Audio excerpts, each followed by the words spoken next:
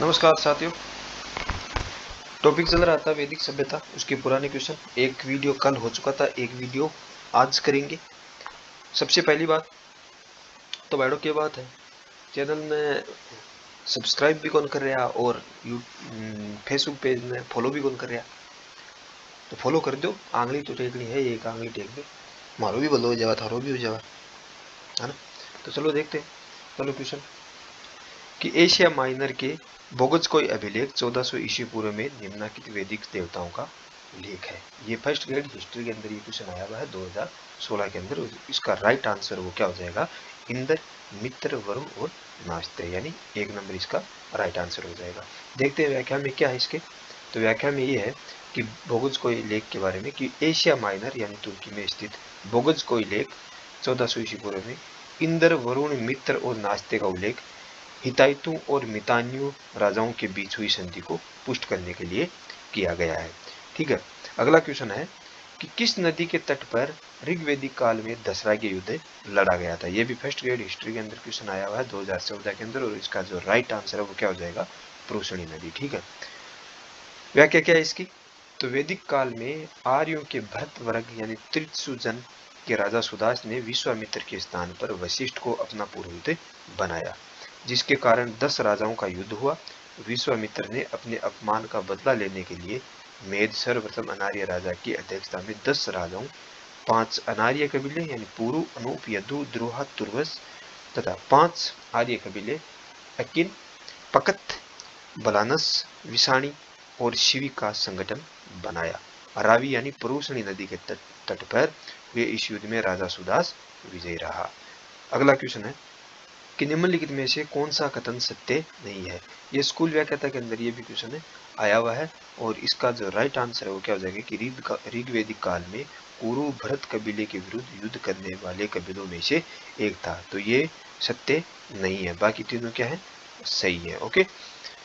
अगला क्वेश्चन देखते हैं कि राजा सुदास जिसके विषय में ऋग्वेद में वर्णन है कि उसने 10 राजाओं का युद्ध में 10 राजाओं को पराजित किया, किस जन से संबंध था। तो इसका जो राइट आंसर है वो क्या हो जाएगा, त्रित्सु, यानी 2 नंबर क्या हो जाएगा, त्रित्सु।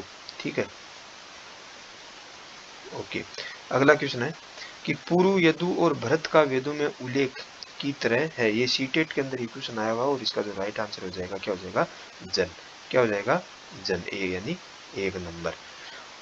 अगला क्वेश्चन है कि निम्नलिखित में से किस उपनिषद में याज्ञवल्क्य मैत्री संवाद मिलता है। ये फर्स्ट ग्रेड के अंदर ये क्वेश्चन आया हुआ है, और इसका जो राइट आंसर है वो क्या हो जाएगा, बृहदारण्यक उपनिषद। व्याख्या देखते हैं इसकी कि याज्ञवल्क्य को गार्गी द्वारा चुनौती दी गई थी। याज्ञवल्क्य गार्गी संवाद का उल्लेख बृहदारण्यक उपनिषद में मिलता है। अगला क्वेश्चन है वैदिक युग में प्रचलित लोकप्रिय शासन प्रणाली थी। ये आरएस के अंदर ये क्वेश्चन आया हुआ, और इसका जो राइट आंसर है वंश परंपरागत राजतंत्र। व्याख्या है किसकी कि वैदिक काल में प्रचलित लोकप्रिय शासन प्रणाली वंश परंपरागत राजतंत्र थी। यद्यपि जनता द्वारा चुनाव के उदाहरण भी मिलते हैं, किंतु जन रुचि राज परिवार के लोगों तक जान पड़ती है। ठीक है। अगला क्वेश्चन है कि वैदिक युगीन सभा, ये आरएस प्री के अंदर ये क्वेश्चन आया हुआ, और इसका राइट आंसर क्या है कि मंत्री परिषद थी, यानी वैदिक युगीन जो सभा है वो क्या थी, तो वो मंत्री परिषद थी। व्याख्या देखते हैं इसकी कि वैदिक काल में सभा एवं समिति नामक 2 संस्थाएं राजा की निरंकुशता पर नियंत्रण रखती थी। संभवतः सभा कुलीन या वृद्ध मनुष्यों की संस्था थी, जिसमें उच्च कुल में उत्पन्न व्यक्ति ही भाग ले सकते थे। इसके विपरीत समिति सर्वसाधारण की सभा होती थी, जिसमें जनों के सभी व्यक्ति अथवा परिवारों के प्रमुख भाग ले सकते थे। अगला क्वेश्चन है कि ऋग्वैदिक काल का प्रमुख राजकीय पदाधिकारी था। तो इसका जो राइट आंसर है वो क्या हो जाएगा, पुरोहित। ये भी फर्स्ट ग्रेड के अंदर ये क्वेश्चन है आया हुआ है। व्याख्या क्या है इसकी कि ऋग्वैदिक काल में प्रमुख राजकीय अधिकारी पुरोहित राजा का मित्र, पद प्रदर्शक, दार्शनिक और सहायक होता था। विश्वामित्र एवं वशिष्ठ जैसे पुरोहितों का ऋग्वेद में भी उल्लेख मिलता है। अगला क्वेश्चन है ऋग्वैदिक काल में निष्ठ किसकी इकाई थी। ये फर्स्ट ग्रेड के अंदर ये क्वेश्चन आया हुआ, और इसका जो राइट आंसर है वो क्या हो जाएगा, यानी मूल्य, यानी 2 नंबर। व्याख्या देखते हैं इसकी कि ऋग्वेद में निष्ठ शब्द का भी प्रयोग मिलता है, और विद्वानों के अनुसार निष्ठ एक छोटा भूषण था, परंतु मैकडोनल और कित के अनुसार ऋग्वेद तक में ऐसे संकेत मिलते हैं जिनसे प्रकट होता है कि निष्क एक प्रकार की मुद्रा के रूप में प्रयुक्त होता था। ऐसा प्रतीत होता है कि प्रारंभ में निष्क कोई आभूषण था और बाद में उसका प्रयोग मुद्रा के रूप में होने लगा। अगला क्वेश्चन है कि वेद यह प्रस्तावित करते हैं कि हमारा सारा ब्रह्मांड एक व्यवस्थित इकाई है जो एक सर्वव्यापी नियम के अंतर्गत है। इस नियम का नाम है, ये सेकंड ग्रेड एसएसटी 2017 के अंदर ये क्वेश्चन आया हुआ और इसका जो राइट आंसर है वो क्या जाएगा, भाग्य का नियम। ठीक है, ओके। इसकी देखो व्याख्या देख लेते हैं कि वैदिक धर्म में रीत क्या है। तो सूर्य चंद्रमादि नक्षत्रों की नियमितता और ऋतुओं की सुव्यवस्था देखकर विधिज्ञों और ने शाश्वत नियम रीत की कल्पना की। वैदिक शब्द रीत का आशय नैतिक नियम है। प्राच्य विद्या के आरंभिक चरणों में विंटरनिट्स, मैकडोनल, कीथ आदि सभी ने रीत की व्याख्या सृष्टि की नियमितता, भौतिक एवं अंतरिक्ष नैतिक व्यवस्था आदि रूपों में की है। इसमें संसार की नैतिक व भौतिक व्यवस्था को रीत नाम दिया और रीत का संचालक वरुण को बनाया, जिसे रीतस्य गोपा कहा गया। अगला क्वेश्चन है कि निम्न उपनिषद में हम नचिकेता और यम के मध्य एक ज्ञानपूर्ण संवाद पाते हैं और इस प्रसिद्ध उपनिषद का नाम है, ये सेकंड ग्रेड एसएसटी 2017 के अंदर ये क्वेश्चन आया और इसका जो राइट आंसर है वो क्या है, कठोपनिषद। व्याख्या देखते हैं इसकी कि कठोपनिषद में यम और नचिकेता का संवाद उल्लेखित है, जिसमें आचार्य यम ने नचिकेता को उपदेश दिया है कि न इस आत्मा का कभी जन्म होता है और न इसकी कभी मृत्यु होती है, यह अजन्मा नित्य तथा शाश्वत है। कठोपनिषद कृष्ण यजुर्वेद का उपनिषद है। अगला क्वेश्चन देखते हैं कि चारों आश्रमों का उल्लेख सर्वप्रथम किस उपनिषद में हुआ। ये सेकंड ग्रेड एसएसटी 2014 के अंदर ये क्वेश्चन आया हुआ है और इसका जो राइट आंसर है वो क्या हो जाएगा, जवालोपनिषद। ठीक है, व्याख्या देखते हैं इसकी कि जवालोपनिषद में सर्वप्रथम चारों आश्रमों का उल्लेख मिलता है। हिंदू धर्म में मानव जीवन को 4 अवस्थाओं में विभाजित कर मनुष्य की आयु 100 वर्ष मानते हैं तथा प्रत्येक आश्रम के निर्मित 25-25 वर्ष की अवधि निर्धारित करते हैं। यथा ब्रह्मचर्य के लिए आरंभिक अवस्था से 25 वर्ष तक, गृहस्थ के लिए 25 से 50 वर्ष और वानप्रस्थ के लिए 50 से 75 वर्ष तथा संन्यास के लिए 75 से 100 वर्ष तक है। ठीक है, अगला क्वेश्चन है कि निम्न में से कौन सा हिंदू आश्रम व्यवस्था की श्रेणी में नहीं आता। तो इसका जो राइट आंसर है वो क्या हो जाएगा, वृद्धावस्था। ये सेकंड ग्रेड एसएसटी 2017 के अंदर ये क्वेश्चन है आया हुआ है। अगला क्वेश्चन है कि वैदिक संस्कृति में इन 5 महायज्ञों में से कौन सा एक यज्ञ गृहस्थ के द्वारा नहीं किया जाता है। तो इसका जो राइट आंसर है वो क्या हो जाएगा, पुत्री यज्ञ। पितृयज्ञ, भूत यज्ञ, देव यज्ञ सब किए जाते हैं, लेकिन ये पुत्री यज्ञ नहीं किया जाता। ये भी सेकंड ग्रेड एसएसटी आरपीएससी के अंदर 2017 में क्वेश्चन पूछा गया था। और इसकी व्याख्या देखते हैं कि पंच महायज्ञ यानी 5 महायज्ञ कौन सा। एक तो ऋषि यज्ञ यानी स्वाध्याय, वेद का अध्ययन एवं प्राचीन ऋषियों द्वारा प्रतिपादित आदर्शों का पालन कर व्यक्ति इस यज्ञ को संपन्न करता है। दूसरा देव यज्ञ है, ईश्वर व प्राकृतिक शक्तियों से व्यक्ति जो कुछ प्राप्त करता है उसे वह इस यज्ञ द्वारा अग्नि में आहुतियां देकर आंशिक रूप से लौटाने का प्रयास करता है। यह यज्ञ बिना पत्नी के संभव है नहीं, यानी शादीशुदा होना जरूरी है भाई। कुंवारे वाले ध्यान दे लो भाई, ये यज्ञ नहीं कर सकते आप। पितृयज्ञ, अपने मृतक पूर्वजों का श्राद्ध करके एवं जीवित परिजनों व सन्यासियों को भोजन द्वारा संतुष्ट रखकर पुत्र यह यज्ञ कर सकता है। अगला यज्ञ है भूत यज्ञ, यानी सभी जीवों में एक ही ईश्वर का निवास मानकर अपने भोजन में से कुछ हिस्सा इसके द्वारा जीव जंतुओं को प्रदान किया जाता है। अगला क्वेश्चन है अतिथि यज्ञ। कौन सा, अतिथि यज्ञ। ठीक है, कौन सा यज्ञ है, अतिथि यज्ञ। तो 5 यज्ञों में से सर्वश्रेष्ठ माने जाने वाले इस यज्ञ को गृहस्थ अतिथियों सन्यासियों की भौतिक आवश्यकताओं को पूर्ण कर सकता है। अगला क्वेश्चन है कि निम्नलिखित में से किसकी पूजा ऋग्वैदिक काल में नहीं होती थी। तो लिंग की नहीं होती थी, तो राइट आंसर 3 नंबर हो जाएगा। और आरपीसी सेकंड ग्रेड एसएसटी 2017 के अंदर ये क्वेश्चन पूछा गया है। क्या देखते हैं कि ऋग्वेद के अनुसार आर्यों के कुल 33 देवता प्रमुख अग्नि, इंद्र, पृथ्वी और सोम थे। ये 3 कोटियों में विभाजित थे। कौन कौन से, तो ध्रुलोकवासी।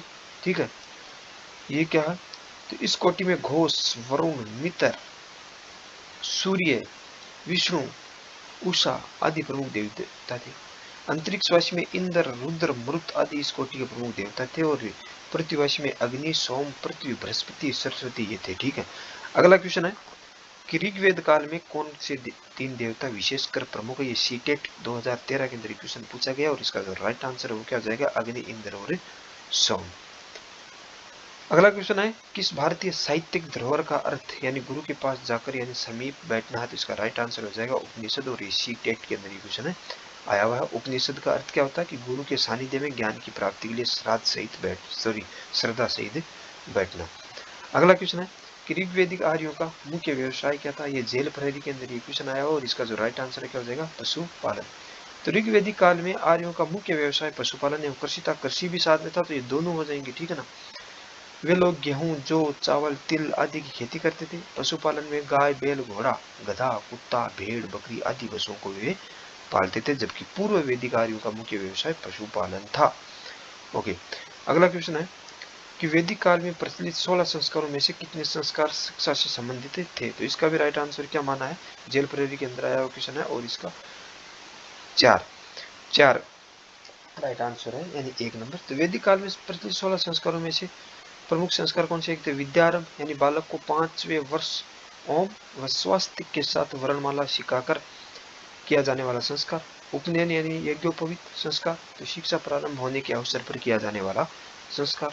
वेदारंभ, बालक द्वारा वेदों के अध्ययन के प्रारंभ करने पर किया जाने वाला संस्कार। केशांत यानी गोदान, तो 16 वर्ष की आयु में दाढ़ी मूछ केश मुंडाना गुरु को दक्षिणा स्वरूप गोदान, तो दक्षिणा स्वरूप वाला ये है। समावर्तन यानी स्नान, गुरुकुल से शिक्षा प्राप्त करने के बाद शैक्षणिक जीवन की समाप्ति पर घर लौटने के अवसर पर किया जाने वाला संस्कार। भारतीय संस्कृति में संस्कारों से फर्स्ट ग्रेड के अंदर क्वेश्चन आया हुआ और इसका जो राइट आंसर है परिष्कार संबंधी अनुष्ठान। अगला क्वेश्चन है कि जन्म से पूर्व किया जाने वाला अनुष्ठान, तो इसका राइट आंसर क्या हो जाएगा सीमांतों ने। ये भी फर्स्ट ग्रेड हिस्ट्री के अंदर क्वेश्चन आया हुआ 2016 के अंदर, यानी बालक के जन्म से पूर्व अलौकिक बाधाओं से स्त्री को सुरक्षित रखने हेतु किया जाने वाला संस्कार। संस्कृत नाटकों में अगला क्वेश्चन क्या है कि प्रयुक्त विदूषक शब्द किस वर्ण से संबंधित है, तो ये ब्राह्मण से संबंधित है। अगला क्वेश्चन है कि निम्न में से कौन सा हिंदू विवाह का एक लक्ष्य या उद्देश्य नहीं है, कौन सा नहीं है, प्रजा। ये सेकंड ग्रेड एसएसटी के अंदर ये क्वेश्चन है आया हुआ है। एक मेवाद्वितीय ब्रह्म सुक्ति उल्लेख है, स्कूल व्याख्याता के अंदर क्वेश्चन आया और इसका राइट आंसर छांदोग्य उपनिषद हो जाता मिलता है। सर्व खल विद्यम ब्रह्मा अद्रुधृत, ये ACF FRO 2021 के अंदर क्वेश्चन आया और इसका जो राइट आंसर हो जाएगा छांदोग्य उपनिषद। निम्नलिखित में से कौन सा वैदिक साहित्य का भाग नहीं है, सेकंड ग्रेड SST 2014 के अंदर क्वेश्चन आया और भगवत गीता इसका राइट आंसर हो जाएगा। अगला क्वेश्चन है कि भागवत धर्म के प्रवर्तक थे, तो इसका राइट आंसर क्या हो जाएगा श्री कृष्ण, और ये RS के अंदर क्वेश्चन आया हुआ है। सुमेलित कीजिए, ये भी RS के अंदर 2021 में प्री के अंदर क्वेश्चन आया हुआ है, तो इसका राइट आंसर क्या हो जाएगा, देखो व्रीहि व्रीहि, तो व्रीहि किससे मिलान खाता है, चावल से, ठीक है। और मृदंग किससे खाता है, मूंग से, ठीक। और यव किससे खाता है, जौ से। और इक्षु किससे खाता है, गन्ना से। तो इसका जो राइट आंसर है वो क्या हो जाएगा 4 नंबर हो जाएगा। तो ओके, ये अपना वीडियो पूरा हुआ और वैदिक जो संस्कृति है उसका भी 2 वीडियो आ गए हैं और पूरी टोटल लगभग क्वेश्चन हमने कवर किए। अगला वीडियो जो देखेंगे वो महाजनपद काल का होगा। तो सबसे इम्पोर्टेंट बात ये कि वीडियो पूरा देखा करें और मेन बात ये है कि पेज को भी फॉलो जरूर करें। ऐसे थोड़ी होता है, पेज को फॉलो जरूर करें आप और चैनल को भी सब्सक्राइब करें, तभी मज़ा आएगा। क्योंकि अगर कुछ फॉलोवर्स या सब्सक्राइब नहीं मिलेंगे तो फिर मज़ा नहीं आएगा ना पढ़ाने का। Thank you.